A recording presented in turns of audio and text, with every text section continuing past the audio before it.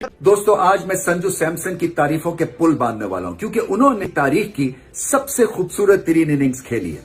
क्या टैलेंट है, क्या लाजवाब पोटेंशियल है, और जब ये चलते हैं, चमकते हैं, तो चांद मान पड़ जाता है। कुछ चीज ही ऐसी है। कई दफा तो मुझे ऐसा भी महसूस होता है कि ग्रेट रोहित शर्मा और संजू सैमसन एक ही फर्मे से निकले हुए दो खिलाड़ी हैं, दो चेहरे हैं, क्योंकि बहुत सिमिलैरिटीज है दोनों में। दोनों के पास बॉल खेलने के लिए वक्त है, और जब इनका दिन होता है, जब ये राज कर रहे होते हैं क्रीज पे, तो जैसे वक्त थम सा जाता है, रुक जाता है, क्योंकि एक स्टेटलीनेस है।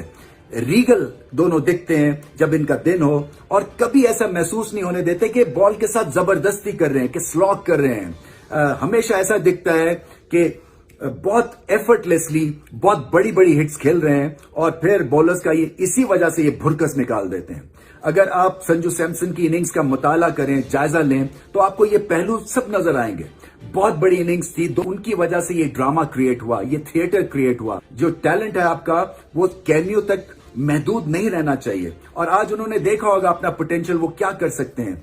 ओवर द टॉप सेलिब्रेशंस नहीं थी। सबसे अच्छी बात उनकी इनिंग्स की मुझे ये भी लगी कि अपने जज्बात को उन्होंने कंट्रोल में रखा हुआ था, और टीम के लिए खेल रहे थे। और ऐसा ही होता है, जब आप टीम के लिए खेलते हैं तो फिर अपने से बढ़ के खेलते हैं। जब आप लीड, उन्होंने बताया कि अगर मैं लीडर हूं तो मैं ऐसे लीड करूंगा, और अपने ऊपर रिस्पॉन्सिबिलिटी ली।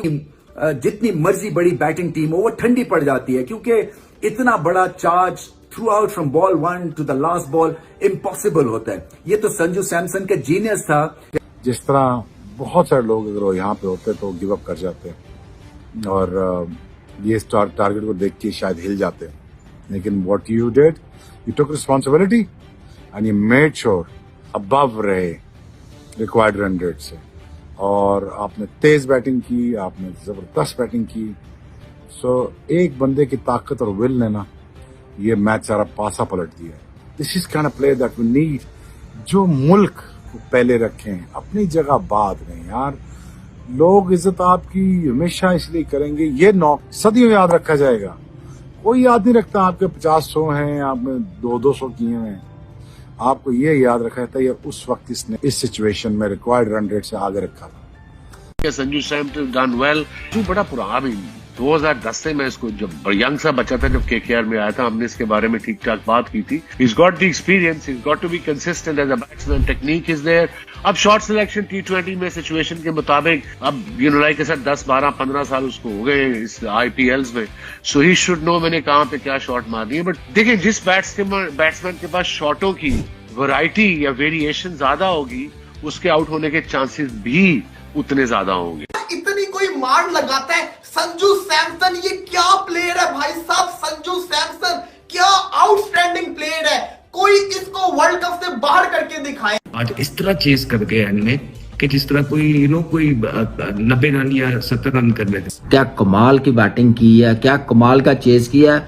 ये है क्लैरिटी, ये है गेम अवेयरनेस, गिव अप नहीं करना। ऐसी क्रिकेट जब आप खेलते हैं ना, तो नजर आती है कि यार ये है टीम, ये है मॉडर्न डे की क्रिकेट। ये जो बोतनी का ये सोच रहा होता है ना, ये कुछ डड्डू फैंस या कुछ पाकिस्तानी सोच रहे होते हैं कि यार ये आउट हो गया तो इंडिया तो हार जाएगा।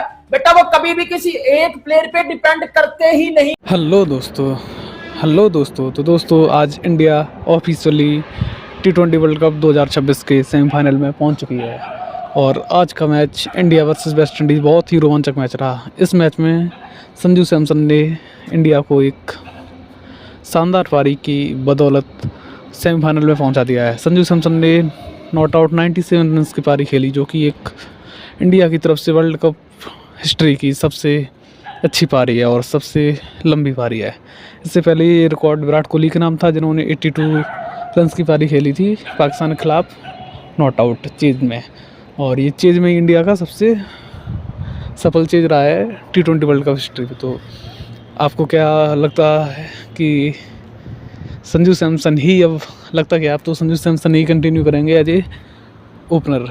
अभिषेक शर्मा और संजू ही ओपनिंग करने चाहिए, और अभिषेक शर्मा लगातार फ्लॉप रह रहे हैं।